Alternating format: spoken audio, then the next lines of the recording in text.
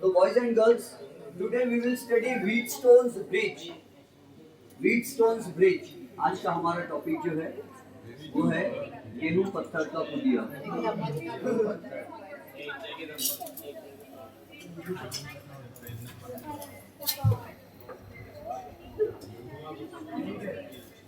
Charles Wheatstone.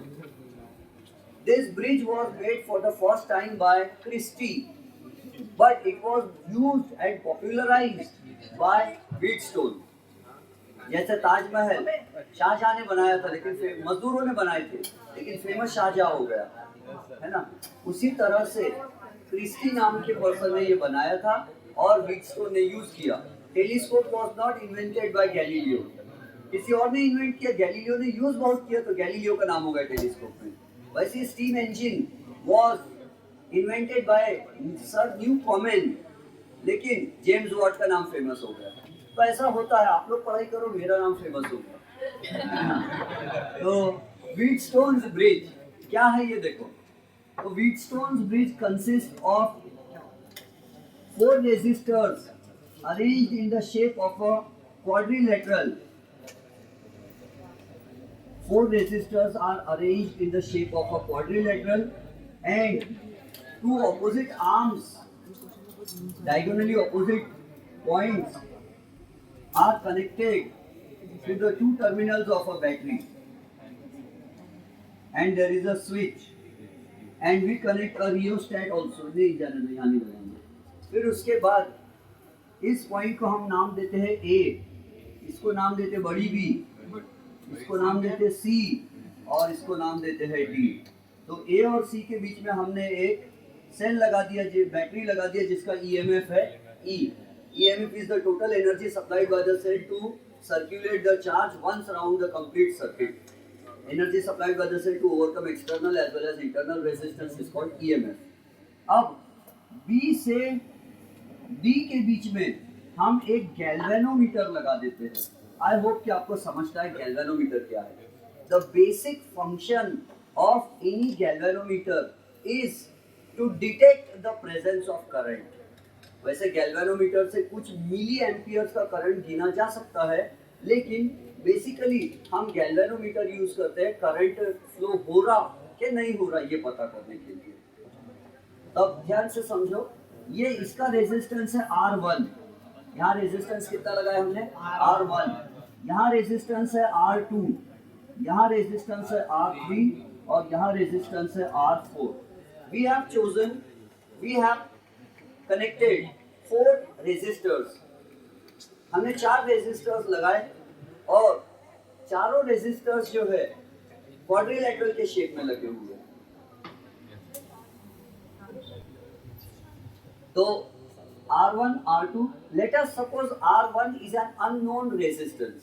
मान लो R4 जो है, R4 ये क्या है?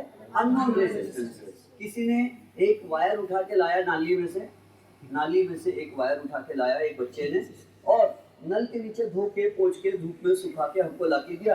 बोले ये R4 वाले वायर का रेजिस्टेंस गिन के बताइए सर कितना है। हमने कहा कोई बात नहीं, हम गिन लेंगे, चेक कर लेंगे R4 का रेजिस्टेंस कितना है।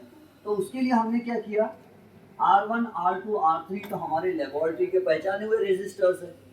R1 भी हमने डिसाइड किया, लैब में हमने लगाया अपने मन से। R2 भी हमने अपने मन से लगाया, R3 भी हमने अपने मन से लगाया। चौथा गैप हमने खाली छोड़ दिया। बोले जो भी दुनिया का कोई भी इंसान या जानवर अगर हमारे पास वायर का टुकड़ा लाकर देता है तो हम उसका रेजिस्टेंस गिन के बता देंगे। ऐसा हमने सोचा। तो फिर उसके लिए क्या किया, ये रेजिस्टर हमने चौथा वाला अननोन रेजिस्टेंस लगा दिया। ठीक है, अब हम क्या करेंगे, R3 को इस प्रकार चेंज करेंगे कि ये गैल्वेनोमीटर में से जो करंट जाता है, देखो करंट यहाँ से कितना आएगा, आई तुझा आशीर्वाद, आई करंट आएगा, आई डिवाइड होगा ब्रांच में, यहाँ जाएगा I1, बोलो यस, और यहाँ जाएगा I3। R3 तो I3 अच्छा लगता है। यहाँ करंट गया I1, यहाँ गया I3। अब यहाँ कितना गया I1 दो ब्रांचेस में डिवाइड होगा, यहाँ जाएगा I2 और यहाँ जाएगा IG। ध्यान से, क्या मैं ऐसा बोल सकता कि I is equal to I1 plus I3, यहाँ I1 I3, क्या मैं ऐसा बोल सकता कि यहाँ पर कौन सा करंट जा रहा है, I1, क्या मैं ऐसा बोल सकता I1 is equal to IG plus I2, बोल सकता? यस। तो यहाँ से गैल्वेनोमीटर में से करंट आएगा, इधर से भी करंट आएगा, और यहाँ से कितना करंट आएगा, I3, और यहाँ से कितना आ रहा, IG, I3 और IG मिला के यहाँ करंट जाएगा, मैं उसको I4 बोलना चाहता हूँ। क्या मैं ऐसा कह सकता I4 is equal to IG plus I3, बोल सकता हूँ, है ना? और यहाँ कितना करंट आया, I4, और इधर से कितना आया, I2 और I4 मिला के फिर से I1, और ये करंट इधर आया घूम फिर के। अब ध्यान से, हमारे पास R1 हमने चूज किया, R2 हमने चूज करके लेबोरेटरी में लगाया, R3 हमारी मर्जी से चल रहा है, और R4 हमको लड़के ने लाके दिया उठा के कहीं से, है ना? इसका रेजिस्टेंस R4 का हमको पता करना है। तो अब हम क्या करेंगे, R3 का वैल्यू इस प्रकार चेंज करेंगे, R3 की वैल्यू 1 ओम, 2 ओम, 3 ओम, 5 ओम, 7 ओम अलग अलग लगा के देखेंगे, R3 की वैल्यू अलग अलग लगा कर देखेंगे। कब तक लगा कर देखेंगे, जब तक IG जीरो ना हो जाए, गैल्वेनोमीटर जीरो डिफ्लेक्शन ना दे। गैल्वेनोमीटर ऐसा होता है, बीच में इसका रहता है जीरो लिखा हुआ, इधर रहता है 1 milliampere, 2 milliampere, 3 milliampere, -1 milliampere, -2 milliampere, -3 milliampere. तो ये जीरो सेंटर्ड गैल्वेनोमीटर है, जीरो सेंटर्ड गैल्वेनोमीटर मतलब मिडल जीरो, बीच में इसका जीरो रीडिंग रहता है। तो अभी ध्यान से समझो, गैल्वेनोमीटर में से करंट फ्लो नहीं होगा तो इसका कांटा किधर रहेगा, पॉइंटर जीरो पे रहेगा। तो हमको ऐसा कोशिश करना है कि गैल्वेनोमीटर का डिफ्लेक्शन कितना हो, कांटा कितना डिफ्लेक्शन दे, जीरो, और जीरो डिफ्लेक्शन को बोलते हैं नल डिफ्लेक्शन, क्योंकि आपको पता है नल यानी क्या होता है, नल यानी जीरो होता है ना? तो null deflection method, zero deflection. अब ध्यान से समझो, अब हम मैथमेटिकल पार्ट करते हैं, ये 3 मार्क्स के लिए आता है व्हीटस्टोन्स ब्रिज एग्जाम में। तो सी क्या होगा, यहाँ से करंट आया, पार्ट्स में डिवाइड हुआ, तो मैं यहाँ लगाना चाहता हूँ इस पॉइंट पे ए बी डी, ए में मैं लूप लॉ लगाने जा रहा हूँ, ठीक है? Apply Kirchhoff's voltage law in the loop, A B D A, ध्यान से समझो, ए बी डी ए, चलो बताओ आप लोग को आता है ये? तो क्या लिखूं मैं यहाँ, करंट एंड रेजिस्टेंस है, और लूप लॉ बोलता क्या है, पहली बात किरचॉफ्स लूप लॉ बोलता है the sum of potential current and resistance, the sum of current and product of current and resistance and EMF across any closed loop is equal to 0. The algebraic sum of potential difference and EMF across any closed loop is equal to 0. ये है Kirchhoff का second law का mathematical statement. अब ध्यान से समझो, चलो यहाँ क्या जा रहा है, करंट कितना है I1, रेजिस्टेंस कितना है R1, और करंट हम सेम जा रहे थे A से B, यस। तो क्या होगा, माइनस I1 R1, फिर क्या होगा IG, और हम सेम जा रहे, क्या हम B से D जा रहे, करंट भी B से D जा रहा है, तो क्या हो जाएगा, B से D जा रहा है तो करंट क्या होगा IG। गैल्वेनोमीटर का रेजिस्टेंस होता है क्या कुछ, तो यस, गैल्वेनोमीटर का रेजिस्टेंस होता है। अगर आप गैल्वेनोमीटर को फोड़ के देखेंगे उसमें आपको ऐसा एक नॉर्थ पोल मिलेगा, ऐसा एक साउथ पोल मिलेगा, और उसके बीच में एक ऐसा कॉइल लपेटा हुआ मिलेगा, ऐसा गोल गोल गोल गोल गोल गोल गोल गोल गोल गोल, और इधर आएगा और ऐसा मिलेगा, और बीच में एक आयरन कोर सिलेंडर मिलेगा गैल्वेनोमीटर में। हाँ, माइनस आना चाहिए, correct, minus IG into G। What is G? G is the resistance of the galvanometer.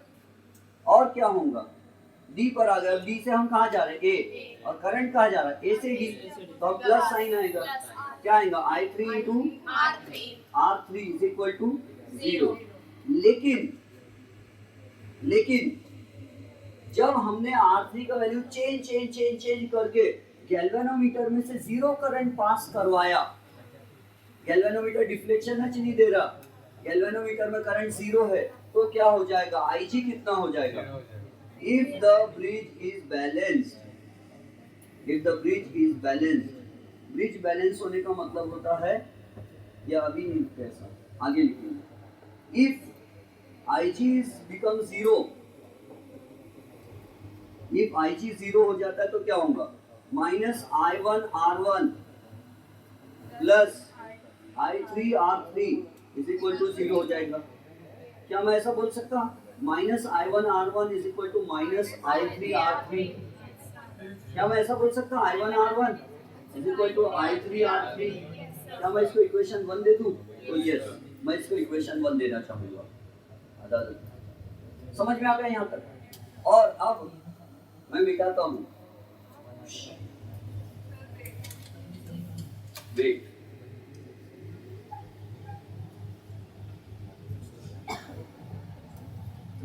समझ में आया कि किसी को यहाँ तक कोई क्वेश्चन पूछना है? नहीं, 3 मार्क्स के लिए आता है ये एग्जाम में, और इसके बेसिस पर बहुत कुछ पढ़ना है आगे चलते, ढेर सारे न्यूमेरिकल्स और थियरी भी। मीटर ब्रिज आगे जो टॉपिक पढ़ेंगे हम वो इसी के बेसिस पे चलता है, और मीटर ब्रिज का एक्सपेरिमेंट है कॉलेज में। हाँ पूछो, ये जीरो कैसे हो रहा, हम क्या करेंगे, R3 की वैल्यू जानबूझ के चेंज करेंगे, अलग अलग वैल्यूज रख के देखेंगे, और जब ये जीरो हो जाएगा IG, गैल्वेनोमीटर का कांटा जीरो पे आ रहा मतलब IG जीरो हो गया, करंट नहीं आ रहा, तब हम रुक जाएंगे और रीडिंग लेंगे। हाँ मैं समझाता हूँ आगे चल के कि जीरो कब आएगा। R3 को हम चेंज कर रहे, तो R3 की वैल्यू चेंज करते करते एक ऐसी वैल्यू आ जाएंगे R3 की जब ये IG जीरो हो जाएगा। कब जीरो में आई विल टेल यू, थोड़ी देर में मैं आपको इन्फॉर्म करूंगा कि IG कब जीरो हो जाएगा, ये बोलूंगी हूँ। हाँ उसके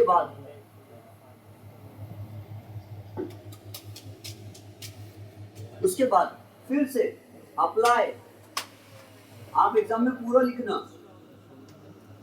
apply Kirchhoff's law to loop, in loop में टू लूप बोलना अच्छा रहता है, to BCDB,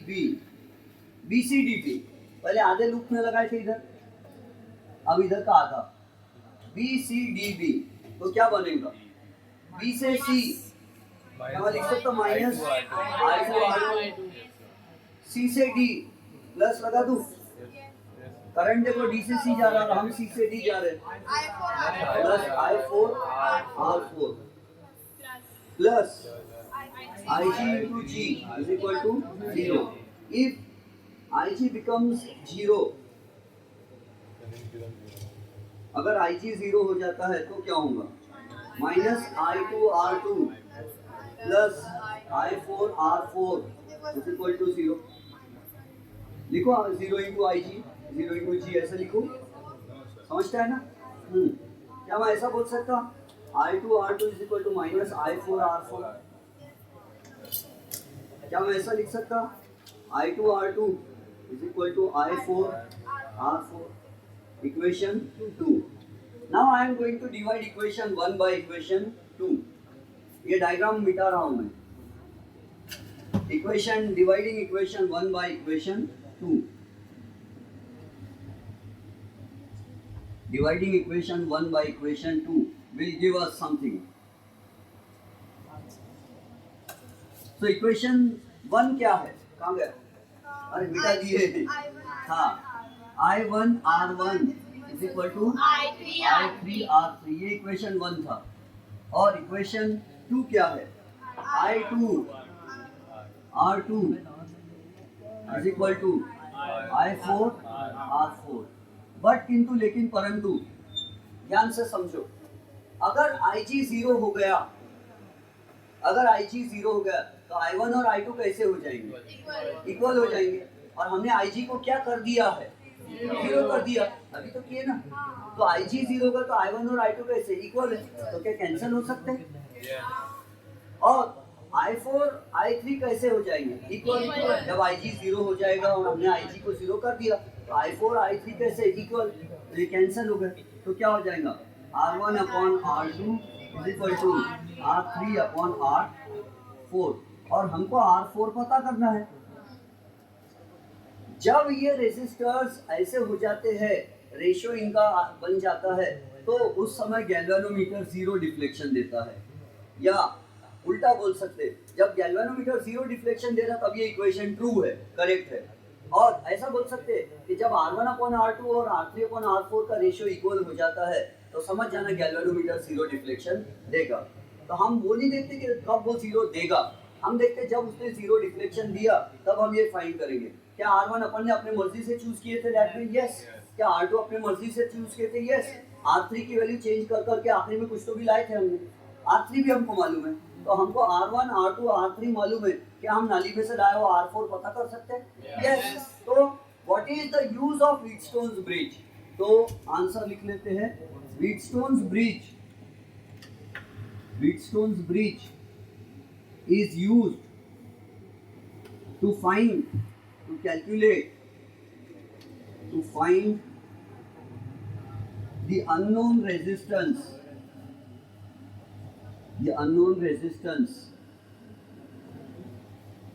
of a resistor. Wheatstone's bridge is used to find the unknown resistance of a resistor. Unknown resistance find करने के काम आता, और वो unknown resistance कैसा रहना चाहिए, लो वैल्यू का रहना चाहिए। बहुत भारी नहीं होना, kilo ohm, 10 kilo ohm, 50 kilo ohm, kilo नहीं, छोटा मोटा रेजिस्टेंस होना, 10, 20, 50, 100 ओम के आसपास है तो ठीक है, फाइंड कर सकते हैं। तो आपने 10th स्टैंडर्ड में पढ़ा है कि resistance of a conductor is directly proportional to length of the conductor. जितना लंबा वायर था उतना रेजिस्टेंस ज्यादा होता है। दूसरा, resistance is inversely proportional to area of cross section. जितना बारीक वायर है उतना रेजिस्टेंस उसका ज्यादा रहता, मोटे वायर का रेजिस्टेंस कम रहता है। और resistance depends on material of the conductor. Nichrome का रेजिस्टेंस ज्यादा है, कॉपर का रेजिस्टेंस कम है ना। और resistance depends on temperature also. Metallic wire में टेम्परेचर बढ़ जाए तो रेजिस्टेंस भी बढ़ जाता है। तो यानी हमको ये चारों फैक्टर्स मालूम है, बट हम रेजिस्टेंस कैलकुलेट नहीं कर पाते हैं, है ना। रेजिस्टिविटी भी हमको पता है क्या होती है, लेकिन ये सब यूज करके भी नहीं कर सकते। तो हमारे लिए आसान मेथड व्हीटस्टोन क्रिस्टी ने बनाई थी। व्हीटस्टोन ने हमको बताया कि आसान मेथड कौन सा है अननोन रेजिस्टेंस पता करने का। अब हमारे पास कोई भी वायर किसी ने लेके आ गया तो हम उसका रेजिस्टेंस गिन के बता सकते हैं, बिल्कुल भी हम उसमें हिचकिचाएंगे नहीं, शर्माएंगे नहीं, रेजिस्टेंस गिन के बता देंगे। तो अब इसके बेसिस के न्यूमेरिकल क्वेश्चंस करते हैं, है ना। ये वीडियो क्लोज करते हैं, इसके बेसिस पर न्यूमेरिकल क्वेश्चंस पढ़ेंगे।